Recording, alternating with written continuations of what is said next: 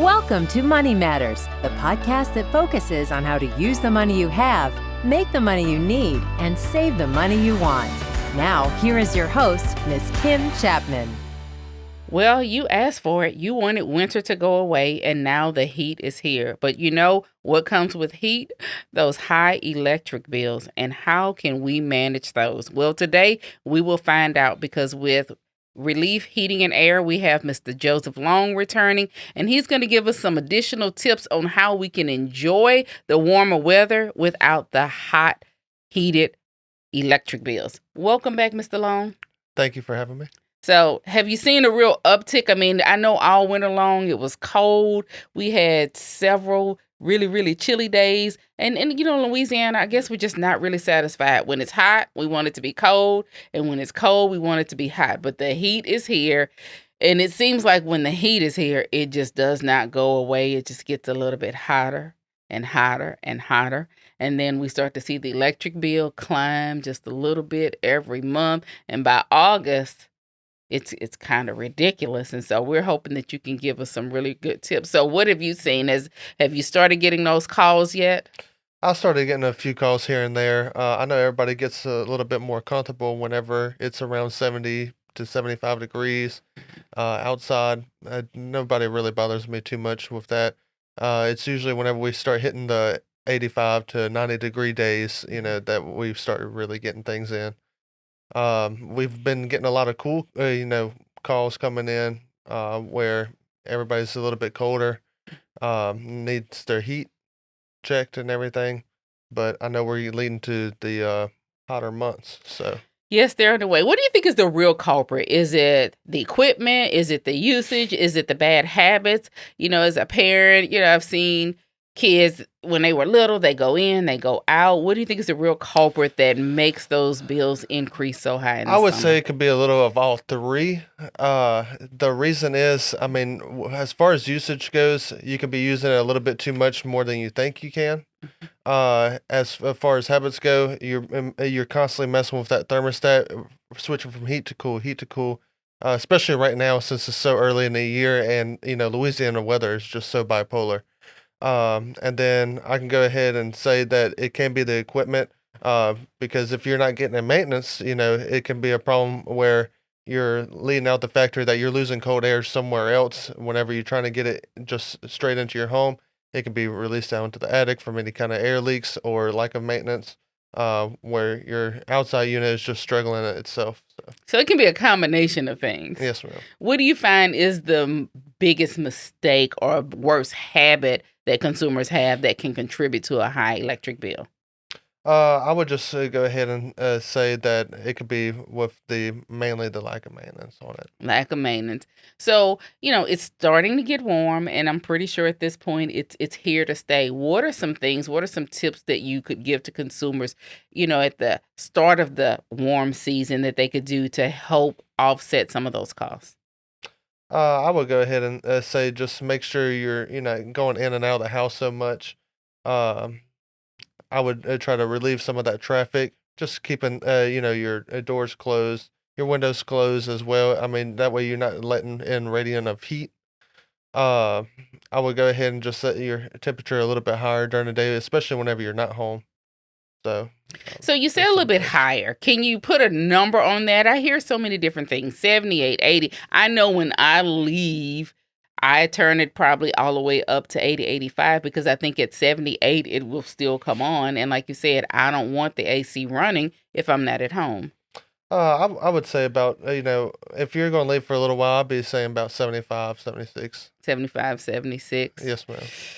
Now, I mean, if you're going to be going for a lot longer and you're not worried about it as much, you can go ahead and raise it a little bit higher. I know people are more comfortable with doing it, how you're saying around 78 to 80 degrees, if you're not going to be home for a little while. But what really helps out with that is, getting a thermostat. You can go ahead and program it to your phone, and you can go ahead and utilize that. So before you even get home, you can go ahead and set that temperature down and get it cooling in there for you. Yes, I have to agree with you. I think that's one of the best purchases I ever made was a Bluetooth thermostat, because, if I forgot to turn the air up or down. I could go ahead and use my phone and do it. I know when we would go on vacation, I'd turn it off, but who wants to come home to a hot house so I could turn it on? So let me ask you this question. Does your AC unit work if I leave it off and then I come home and it's hot?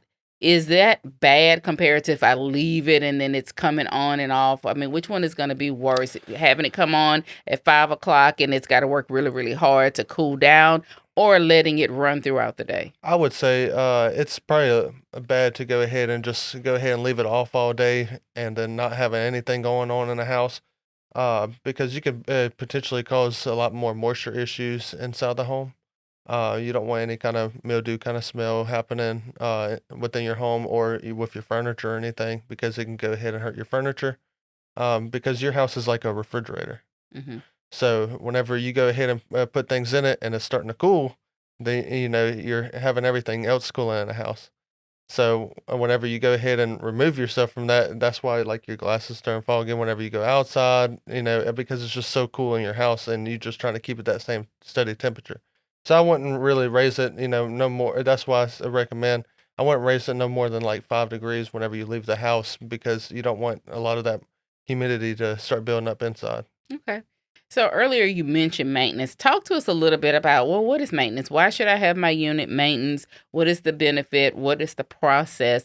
And is it just maintenance that professionals perform? Is there maintenance that the consumer themselves can perform? I have a select few of homeowners that likely clean the units themselves. I would just say if they did do that, go ahead and keep the water away from the electrical panel as much as you can on at the side of the outdoor unit. And they say they clean up their coils very thoroughly and just try to get all that grime off of there. We do the sort of the same thing. Ours potentially leads to chemicals and stuff. I know some people use like the simple green and whenever they go ahead and use it because they don't have access to the AC chemicals like we do whenever it comes to getting the grime off of it.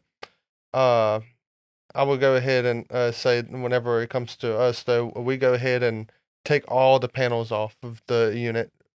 We have full access of the coils, and then we're able to get every single bit of that debris off. So there's some things that they could be missing along the lines. What are some signs that you might need to replace your AC? The signs that see that we need to do to go ahead and replace our AC is if we're coming out there, like let's say every few weeks or every few months, and it's the same thing keep on going on. It might lead to replacing your AC system. Also due to the age factor as well.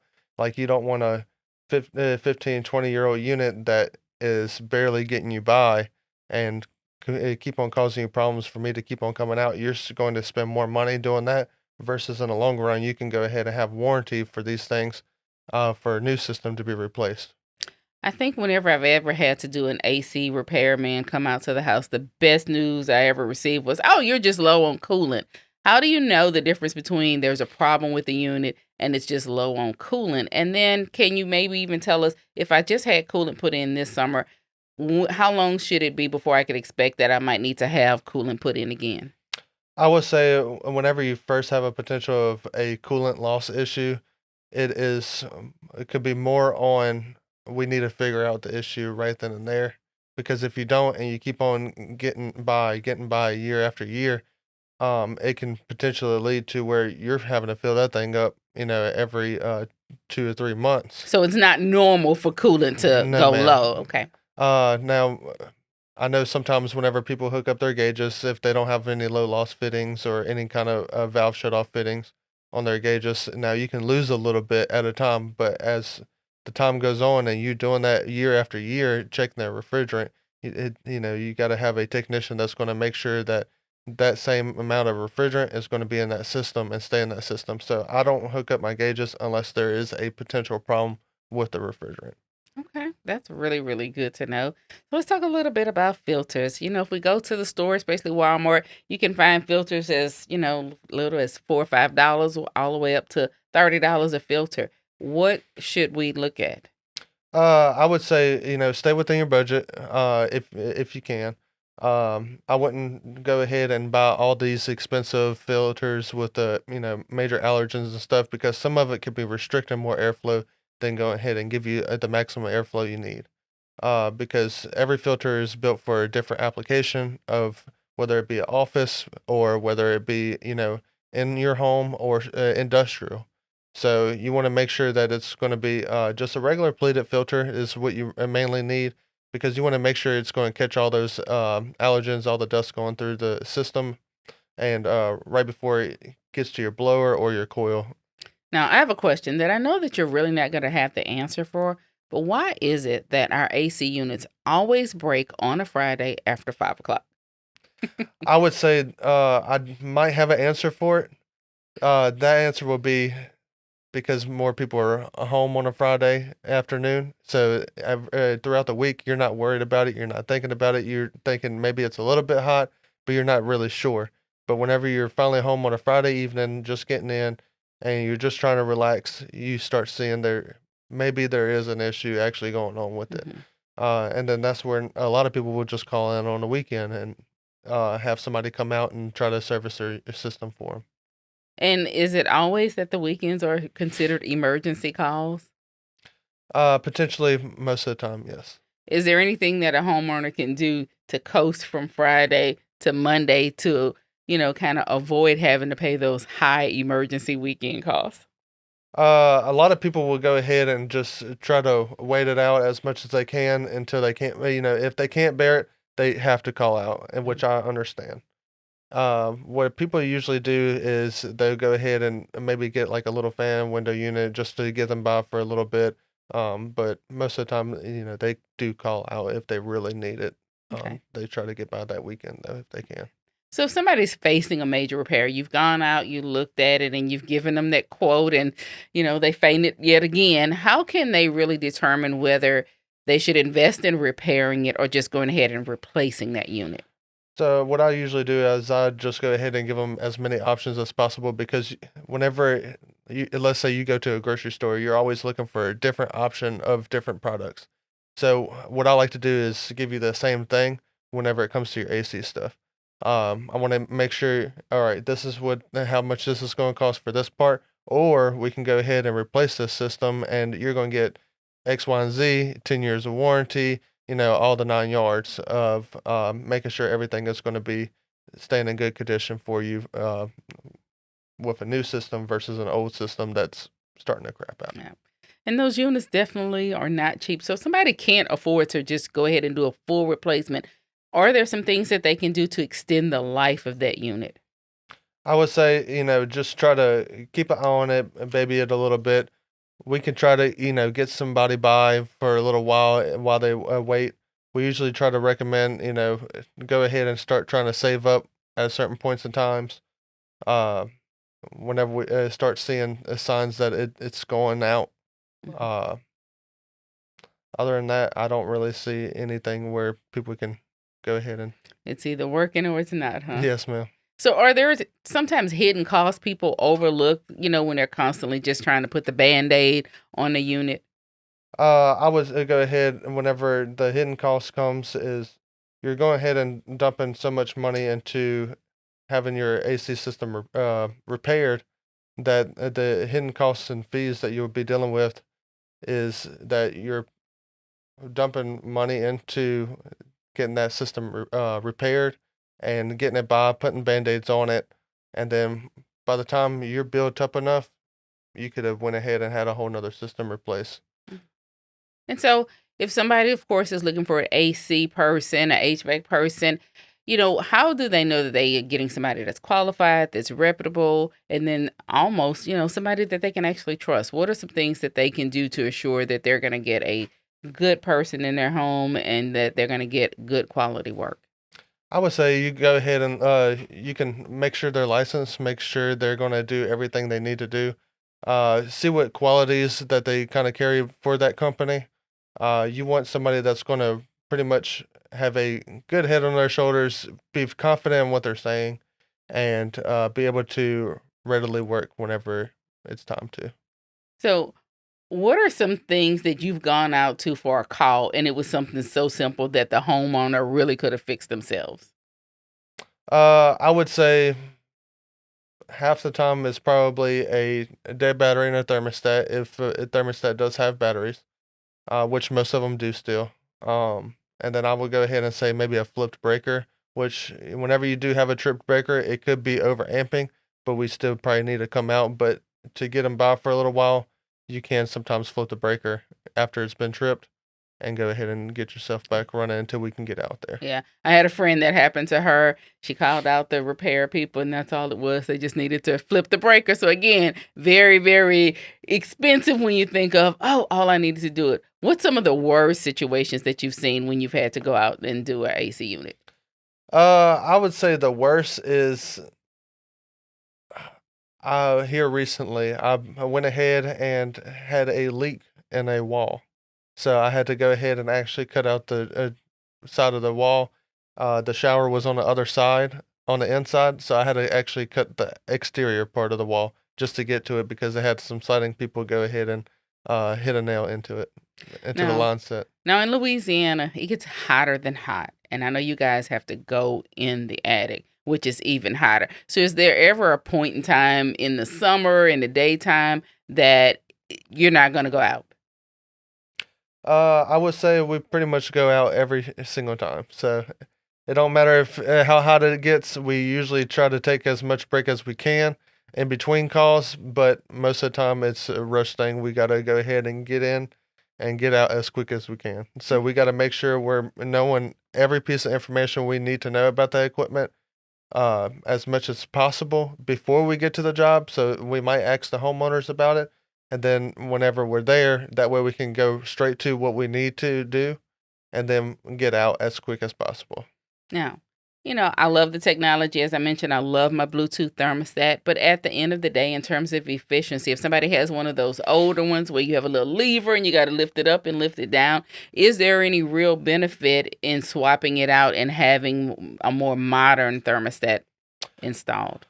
I would say the main benefit is, I would say, more of the Wi-Fi capability and being able to check it. The other thing is some thermostats will also show a humidity reading in the home as well. So you want to, in Louisiana, you want it to be about 55% or below inside the home. So if you're not getting that, then we need to look at other things. Okay. So as again, we're facing this heat and we're worried about those bills, any other tips that you can give to homeowners that they can kind of soften the blow of those bills, kind of reduce it as much as they can?